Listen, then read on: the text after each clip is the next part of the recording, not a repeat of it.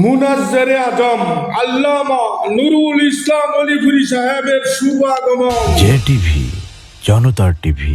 ময়মনসিংহ জেলার নান্দাইল উপজেলার মজ্জেমপুর ইউনিয়নের ঐতিহ্যবাহী মাদ্রাসা প্রতিষ্ঠান মাদ্রাসাতুল হেরা আল ইসলামিয়া মাদ্রাসার ১৬তম ইসলামী মহাসম্মেলন আগামী ২৭শে জানুয়ারি রোজ সোমবার দিনে অনুষ্ঠিত হবে। উক্ত ইসলামী মহাসম্মেলনে প্রধান বক্তা হিসেবে শুভ আগমন করবেন মুনাজ্জেরে আজম আল্লামা নুরুল ইসলাম অলিপুরি সাহেব। ঐতিহ্যবাহী মাদ্রাসা প্রতিষ্ঠান মাদ্রাসাতুল আলহারা ইসলামিয়া কাদিরপুর। উক্ত মাদ্রাসার ঐতিহাসিক ইসলামী মাহফিল আগামী ২৭শে জানুয়ারি রোজ সোমবার দিনে অনুষ্ঠিত হবে। উক্ত মাহফিলের প্রধান বক্তা হিসেবে যিনি বয়ান পেশ করবেন সারা বাংলার আলোড়ন সৃষ্টিকারী বক্তা আল্লামা নুরুল ইসলাম অলিপুরি সাহেব।